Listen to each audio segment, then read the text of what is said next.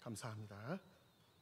잠깐 기도합니다. 하나님 감사합니다. 오늘도 하나님 우리에게 좋은 날을 허락하여 주시고 주의 날에 주의 전에 나와 예배하게 하시니 감사합니다. 원근 각지에서 주의 전으로 달려온 주의 귀한 권속들을 기억하여 주시고 이 시간 하나님을 예배할 때 하나님이 영광을 받으시고 우리에게는 큰 평강의 은혜가 있게 하여 주시옵소서. 예수님의 이름으로 감사하며 기도합니다. 아멘. 감사합니다. 하나님께서 6일 동안 이 세상을 창조하신 후에 아담과 하와에게 복을 주시는데 생육하고 번성하여 땅에 충만하라라는 복을 명령하셨습니다. 하나님께서는 당신의 사랑하는 자녀들이 이 땅에서 복을 받고 또 그 받은 복을 누리기를 원하십니다. 창고에 쌓아두거나 아니면 은행 계좌에 가득 담아놓고 나만 그것을 누리고 즐기는 것을 하나님께서는 원치 않으시고 하나님이 기뻐하시는 데 사용하시면서 자신도 풍성한 은혜 누리기를 원하신다는 거죠. 오늘 본문 요셉의 이야기를 통해서 이 세상의 번성의 원리와는 전혀 다른 하나님 나라에서의 그 번성의 원리가 무엇인지 알아보고 우리도 그와 같은 복을 받을 수 있는 지혜가 생기기를 바랍니다. 하나님 나라의 번성의 원리 중에 첫 번째는 우리가 용서할 때 번성이 임한다라는 것입니다. 2차 세계대전 중에 네덜란드에 살고 있었던 코리덴 붐이라는 여사는 독일이 유대인들을 그 네덜란드에 있던 유대인들을 수색을 해가지고서는 수용소로 보낼 때에 그의 가정은 그 유대인들을 숨겨주었습니다. 그런데 그것이 그만 독일 군인들에게 발각이 되어서 그 가정이 다 독일 수용소에 포로로 잡혀가서 그곳에서 굶주림과 혹독한 고문으로 가족들은 다 죽고 이 코레덴붐 여사 하나만 살아난 것입니다. 전쟁이 끝난 후에 그녀는 전도자가 되어서 전 세계를 돌아다니면서 용서의 복음을 전하고 다녔습니다. 많은 사람들이 그 간증을 들을 때 감동의 눈물로 하나님께 영광을 올려드렸습니다. 어느 날 독일에서 집회를 할 때였습니다. 집회를 마치고 이제 나가는 사람들을 하나하나 이렇게 악수를 하면서 인사를 하는 시간이 있었습니다. 그런데 그때 한 남자가 그녀에게 다가와서 악수를 하려고 그녀에게 손을 내밀었습니다. 코레덴붐 여사는 그 남자를 바라본 순간 피가 거꾸로 솟아오르는 전율을 느끼면서 그 자리에서 아무것도 할 수가 없었습니다. 자기에게 손을 내밀었던 그 사람은 과거 독일의 수용소에 있을 때 자기 가족을 죽게 하고 또한 자기에게 수모와 모욕을 주었던 바로 그 감시원이었던 것입니다. 그리고 그가 지금 이 코레덴붐 여사에게 용서의 손을 내밀고 있는 것입니다. 집회 내내 용서를 외쳤어도 그 사람만큼은 도저히 용서할 수 없어서 속으로 하나님께 부르짖었던 겁니다. 온 세상 사람들은 내가 다 용서한다 할지라도 이 사람만큼은 내가 용서할 수 없습니다. 그러나 주님의 음성은 분명했습니다. 용서해라. 나는 그 사람을 위해서 십자가를 졌느니라. 그녀의 손이 경련이 일어났습니다. 그리고 결국은 하나님의 말씀대로 결단을 했습니다. 형제님, 당신을 용서합니다. 그 일이 있은 후에 그녀는 고백을 다음과 같이 했습니다. 그때 이제까지 경험해보지 못했던 가장 강렬한 하나님의 사랑을 온 몸으로 체험할 수 있었습니다. 사랑이 율법의 완성이라고 로마서 13장 10절에 우리에게 말씀하고 있습니다. 마찬가지로 용서도 사랑의 완성인 것입니다. 용서가 없는 사랑은 온전한 사랑이 아니기 때문에 그렇습니다. 코레덴붐 여사처럼 도저히 용서할 수 없는 사람을 용서한다라는 것은 극히 커다란 고통이 함께 동반되는 것입니다. 그 용서 앞에는 큰 고통의 벽이 그를 가로막고 있지만 그 벽 너머에는 더 큰 영광과 자유가 있기 때문에 하나님은 우리에게 용서를 요구하시는 겁니다. 그래서 용서는 하나님의 명령이자 하나님의 주권인 것입니다. 우리가 누군가를 용서하게 되면 나타나는 두 가지 복된 현상이 있습니다. 첫 번째는 용서하는 자를 하나님께서 번성하게 하신다는 겁니다. 오늘 본문 창세기 50장 19절에서 21절 말씀에 보면 요셉의 고백이 나옵니다. 요셉이 그들에게 이르되 두려워하지 마소서, 내가 하나님을 대신하리이까. 당신들은 나를 해하려 하였으나 하나님은 그것을 선으로 바꾸사 오늘과 같이 많은 백성의 생명을 구원하게 하시려 하셨나니 그러므로 두려워하지 마소서, 내가 당신들과 당신들의 자녀를 기르리이다. 요셉은 자신을 팔아버린 자신의 그 형들을 용서했습니다. 그 결과로 하나님은 요셉을 애굽의 총리로 높이셨고 그에게 영광까지도 허락하셨던 겁니다. 용서는 여러분, 힘 있는 자가 먼저 손을 내밀 때 이루어지는 큰 은혜인 것입니다. 예수님께서 제자들에게 주기도문을 가르치실 때 보면 일용할 양식과 더불어 그 다음에 뭡니까? 용서에 대해서 말씀하신 것이 있습니다. 그런데 이 두 가지는 굉장히 연관성이 깊습니다. 일용할 양식은 어떤 것입니까? 우리의 육신을 살리기 위해서 꼭 필요한 것이 양식입니다. 그렇다면 이 죄의 용서는 무엇일까요? 우리의 영혼을 살리기 위해서 꼭 필요한 영혼의 그 영적인 양식이 바로 용서인 것입니다. 그래서 예수님은 우리가 용서받은 것 같이 용서하라라고 말씀하시면서 7번을 70번까지도 용서하라라고 마태복음 18장에 명령하고 계십니다. 용서는 과거의 잘못된 고리에서 해방이 되어 자유롭게 전진하는 출발점과도 같습니다. 그리고 하나님의 계획을 이루시는 데 있어서 꼭 필요한 열쇠인 것입니다. 그래서 요셉이 그의 형들을 용서함으로 그의 가족뿐만 아니라 여러 민족들까지도 살리고 번성하게 할 수 있었던 것입니다. 사단은 용서보다는 우리에게 분노와 복수의 칼을 갈게 함으로 우리의 영혼을 사망하게 합니다. 그래서 용서는 영적 전쟁에 있어서 굉장히 중요한 무기라는 것을 우리는 알아야 합니다. 여러분, 누군가를 용서하게 되면 나타나는 두 번째 현상은 막힌 것을 뚫리게 하는 강력한 힘이 있다라는 것입니다. 예수님께서는 십자가에 달리셔서 죽어가시면서 마지막에 하신 말씀이 무엇입니까? 저들의 죄를 용서하여 주시옵소서라는 말씀입니다. 예수님께서 제자들을 가르치실 때 특별히 용서에 대해서 마태복음 18장에 말씀하고 계시는데 그 중에서도 35절에 보면 너희가 각각 마음으로 형제를 용서하지 아니하면 나의 하늘 아버지께서도 너희에게 이와 같이 하시리라 라고 가르치셨습니다. 그리고 이렇게 가르치신 것을 당신이 직접 십자가상에서 실천을 하신 겁니다. 예수님께서 십자가에서 마지막으로 행하신 것이 용서였습니다. 왜냐하면 사랑의 완성이 용서이기 때문에 그렇습니다. 예수님의 희생은 하나님과 인간과의 그 막힌 담을 뚫어버리는, 헐어버리는 역할을 한 것입니다. 그래서 용서에는 여러분, 사람들 사이에 얽혀있는 악한 그러한 연결고리를 끊어버리는 역할을 하는 것이 바로 이 용서입니다.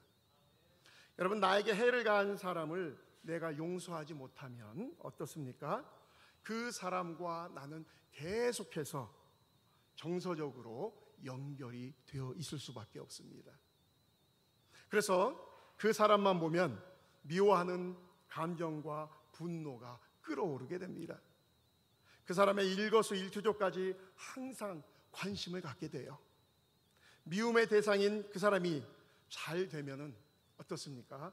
내 감정은 더욱 격양되고 분노 게이지가 막 올라가게 됩니다. 반대로 그가 사고를 당하거나 사업에 실패를 했다거나 뭐 이혼을 했다거나 뭐 여러 가지 안 좋은 사건들이 들려오면 어떤 마음이 듭니까? 고소하다, 그럼 그렇지 하면서 기뻐하게 되죠. 그런데 이 둘 다 어떤 겁니까? 하나님께 죄를 짓는 행동입니다. 누군가를 용서하지 못하고 미움의 감정을 계속 갖고 있다는 것은 나에게 절대적으로 마이너스가 되는 부분입니다. 그러나 내가 용기를 내어 상대방을 용서하고 더 나아가 그 사람과 화해까지 한다면 그 시간 이후로 그 사람과 감정적인 혹은 정서적인 연결고리가 이제 끊어져 버리게 됩니다. 그래서 더 이상 그 상대방에게 일어나는 어떤 사건으로 인해서 왈가왈부할 일도 없게 됩니다. 결국 누군가를 용서한다는 것은 나를 위해서 하는 것입니다. 상대방을 위해서 하는 것이 아닙니다. 용서할 때 번성이 오게 되고 내 막힌 문제들이 술술 풀어지고 해결이 되어지는 것입니다. 그래서 하나님께서는 그때까지 기다리시는 겁니다. 하나님 나라의 번성의 원리 두 번째로는 피 흘림이 있을 때 번성의 복이 임하게 됩니다. 우리가 축복이라는 말을 할 때 기독교 용어로 축복은 blessing이죠. 영어로 blessing의 어근은 bleeding입니다. 피 흘림이에요. 예수 그리스도께서 피를 흘려 주셨기 때문에 온 인류가 복을 받은 것입니다. 세상적인 복의 그 단어는 뭡니까? 행복, 즉 해피니스입니다. 해피니스의 어근은 뭡니까? 해프닝, 우연히 일어나는 일들이에요. 그래서 세상의 복의 의미와 하나님 나라의 복의 의미는 완전히 틀립니다. 요셉의 10명의 형들은 아버지 야곱이 죽자 자기들이 오래전에 요셉을 종으로 판 것에 대한 요셉의 보복을 두려워하고 있습니다. 여러분, 죄 지은 사람은 시간이 많이 지나도 그거에 대한 두려움이 가시질 않는 겁니다. 요셉에게 그 말이 들렸습니다.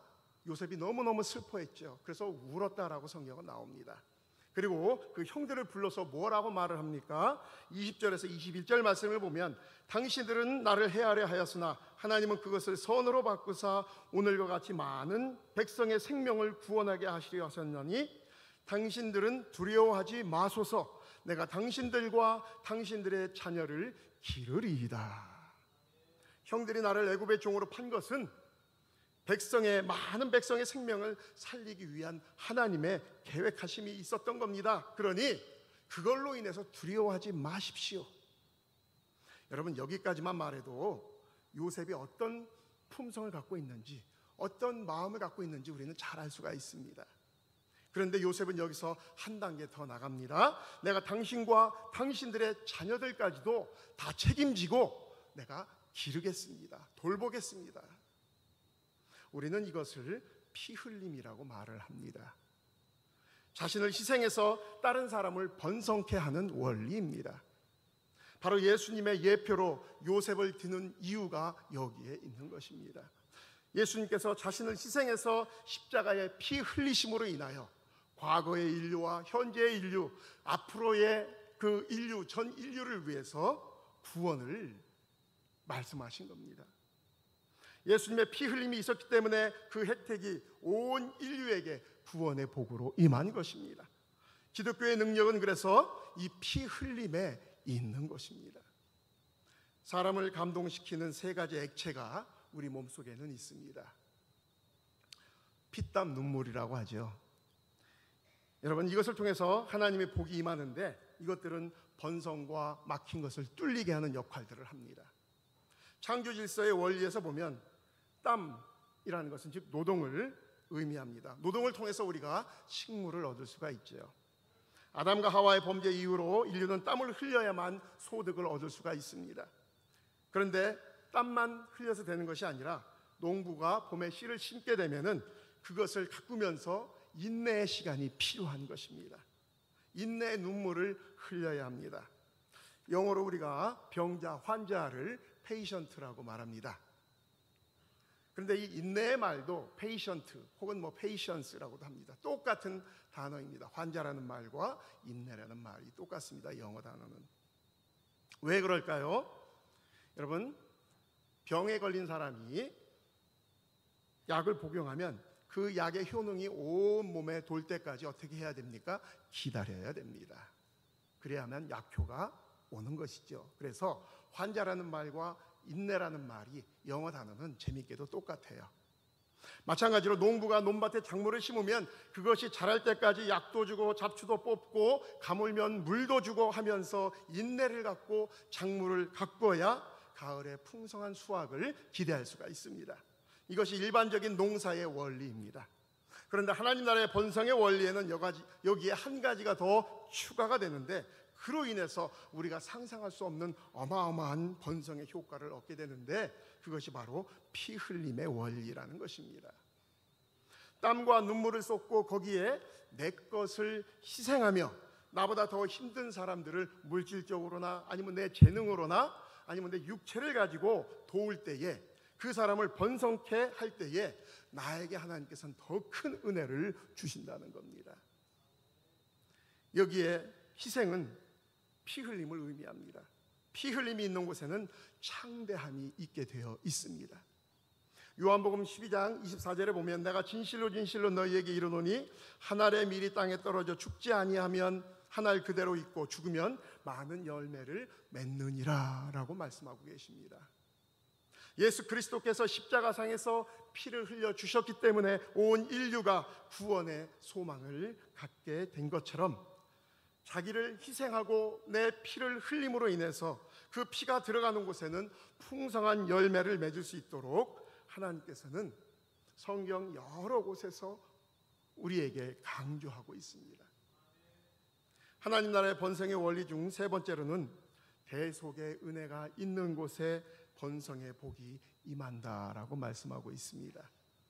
본문 21절, 요셉이 내가 당신과 당신들의 자녀를 기르리이다라고 말한 것은 피 흘림과도 동시에 대속의 의미가 함께 담겨져 있는 것입니다. 여러분, 대속이라는 말이 무엇입니까?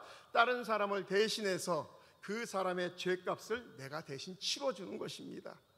대신 갚아주는 것입니다.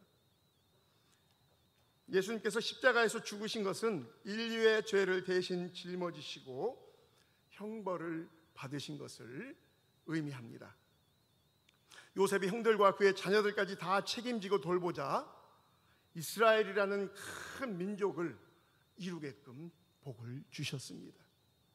하나님은 모세에게 율법과 기타 다른 규례들을 주실 때에 사회의 취약계층들이 공동체 안에서 보호를 받을 수 있도록 이 대속의 장치를 이미 율법 안에 만들어 놓으셨습니다. 그것이 이렇게 가정이나 가문을 지칭할 때에는 그것이 이제 고엘 제도이고, 국가적인 행사로는 50년에 한 번씩 오는 희년의 제도가 바로 그것입니다. 고엘 제도란 고대 히브리 사회에서 공동체의 결속과 유대를 강화하기 위해서 친족들 사이에 지켜야 할 권리와 의무에 관한 일종의 상보 제도입니다. 서로를 이렇게 보호할 수 있는 제도가 바로 고엘 제도입니다. 고엘 제도를 잘 설명해 주는 것이 바로 이 구약의 룻기서입니다. 룻기서는 남편과 아들 둘을 타향에서 잃고 베들레헴으로 돌아온 나오미와 그의 며느리 룻을 통해서 남편의 유업과 후사를 회복하는 그러한 이야기가 룻기서입니다. 그런데 이 축복의 원리가 현재에도 우리의 실생활 속에서도 또 적용이 됩니다. 여러분, 이 나오미의 가정에 기업 물을 지인이었던 사람이 누굽니까? 친척 보아스였죠.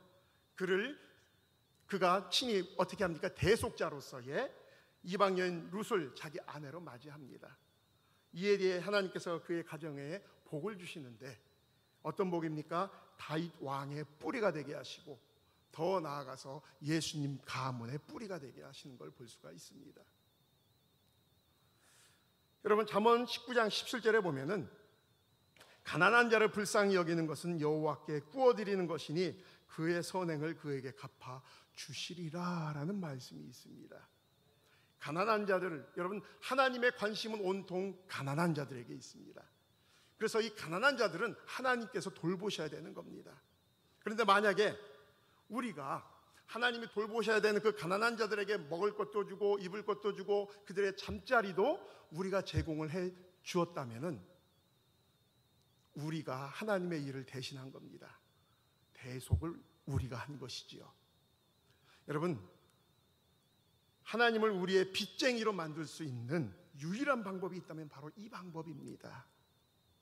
가난한 사람들을 하나님 대신 우리가 돌보면 하나님께서는 우리에게 빚을 지시게 되는 겁니다. 그런데 우리 하나님께서는 빚 지고는 도저히 못 사시는 분입니다. 그래서 우리에게 가난한 자들에게 행한 것보다 더 많은 것을 하나님께서 보상을 하셔야 되는 의무가 생기시는 겁니다.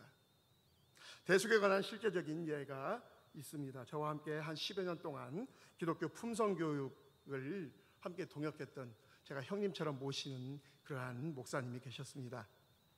그분이 개척교회를 하실 때에 보증금 2천만 원에 교회 월세와 사택 월세를 합쳐서 한 130만 원씩 다달이 월세가 나갔습니다.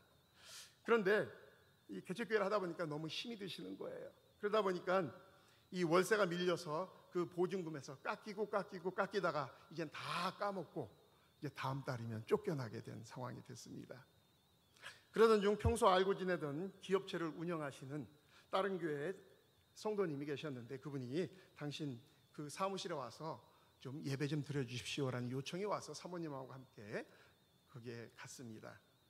거기 가서 예배를 드리고 그러는 가운데 있는데 근데 그 기업체도 지금 굉장히 어려운 거예요.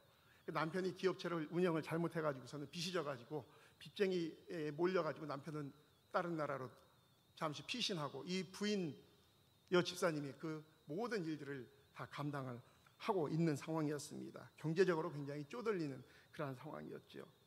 그런데 어떻게 하다가 이 목사님이 교회와 사택에서 다음 달이면 쫓겨날 것이다라는 소식을 듣게 되고 깜짝 놀라면서 그런 일이 있었습니까 하면서 당신이 갖고 있는 돈을 좀 모아가지고서는 한 600여만 원 정도를 그 목사님에게 헌금해 드렸습니다.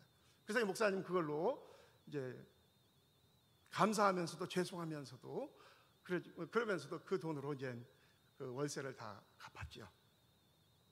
그런데 그 일이 있고 난 후에 이제 명절이 다가왔는데 이 여집사님이 남편도 없고 시댁에 가기가 싫은데 그래도 어떻게 합니까? 가야지. 그래서 자기 어린 아들 데리고서는 시댁에 갔습니다. 갔더니 시아주버님, 시누이 모두 그 자리에 그 집에 다 와 계셨던 거예요.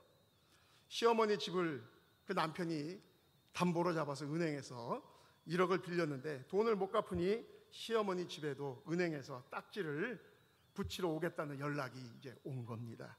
그러니 시어머니가 얼마나 근심하며 빚을 갚으라고 이 며느리에게 이야기를 했겠어요. 그리고 시누이에게도 한 7천만 원 정도 빚을 졌어요. 명절날 그래서 이 여집사님은 죄인된 마음으로 시댁에 가서 부엌에서 음식을 만들고 있는데 자기 아들이 할머니 방에 들어가서 할머니하고 무슨 이야기를 하더니만 거기서 막 할머니가 그 손자를 끌어안고 엉엉 우는 겁니다. 자기 아들내가 좀 어려운 줄은 알았지만 그 정도까지 어려운 줄은 몰랐던 거예요. 자기 아들이 그렇게 일 저질러 놓고 도망간 줄 몰랐던 겁니다. 그러니까 시아주버님이랑 시누이도 이 소식을 같이 들었던 것이죠. 그러자 그 시아주버니가 말하기를 어머니 그 1억 원 내가 대신 갚아드리겠습니다. 재수씨도 거기에 염려하지 마십시오. 옆에서 듣고 있던 시누이도 옳게 오빠가 진 빚 7천만 원 그거 내가 그냥 안 받을게. 더 이상 그것으로 걱정하지 말고 마음 편하게 지내세요. 얼떨결에 1억 7천만 원 빚이 그 자리에서 탕감이 돼버린 겁니다. 이 여집사님이 그 목사님의 그 빚을 600만 원을 자기가 대신 탕감해 주자 대속해 준 것이죠. 자기는 그보다 11배의 많은 것을 탕감을 받게 되는 것입니다. 그럼 여기서 이야기가 끝하고 해피엔딩으로 끝나느냐? 아닙니다. 하나님의 대속의 은혜는 계속해서 이어져 갑니다. 그 1억 원을 대납해 주었던 시아주버님은 대기업에 물건을 납품하시는 분이었는데 무슨 이유인지 그 납품이 중단된 상태에 있었는데 그렇게 1억 원을 대속해 주고 나서 며칠 후에 그 기업으로부터 다시 물건을 납품하라는 그 요청이 들어왔고 그럼 그 7천만 원을 대속해 줬던 이 시누이에게는 또 어떤 일이 벌어졌을까요? 그 남편이 공무원인데 고위 차관급으로 승진을 해서 올라가게 됩니다. 이것이 하나님 나라의 번성의 원리인 것입니다. 말씀을 정리합니다. 하나님의 말씀에는 항상 보면 역설적인 진리가 담겨져 있습니다. 얻고자 하면 어떻게 해야 된다고요? 주어야 합니다. 높아지고자 하면 내가 낮아져야 한다고 말합니다. 대접을 받고자 한다면 내가 먼저 대접을 하라고 성경은 말하고 있습니다. 하나님 나라의 본성의 원리는 항상 이처럼 헌신과 희생을 먼저 요구하고 있는 것입니다. 그래서 여러분, 우리가 하나님 앞에 기도할 때 무조건 하나님께 달라고만 기도하지 마시기 바랍니다. 내가 먼저 하나님의 마음을 어떻게 해야 돼요? 움직여야 되는 것입니다.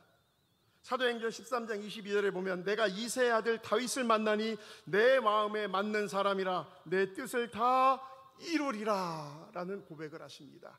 하나님 보시기에 다윗이 너무너무 사랑스러운 거예요. 그래서 다윗에게 엄청난 일을 하나님께서 베풀어 주시는 걸 볼 수 있지 않습니까? 이렇게 사는 그리스도인들이 우리 주위에 의외로 많이 있습니다. 그분들은 하나님께서 그들에게 베푸신 풍성한 은혜를 누리면서 이 땅에 하나님의 나라를 이루어가고 있습니다. 여러분, 저와 여러분들도 남은 삶을 그렇게 멋지게 살아가야 하지 않겠습니까? 사람을 의지하지 말고 요행을 바라지도 말고 오직 하늘에서 주시는 하나님 나라의 본성의 원리를 따라 살면서 우리의 후손들에게 정말 은혜로운 간증거리들을 많이 남기실 수 있는 우리 남부산교회의 모든 성도님 되시기를 바랍니다.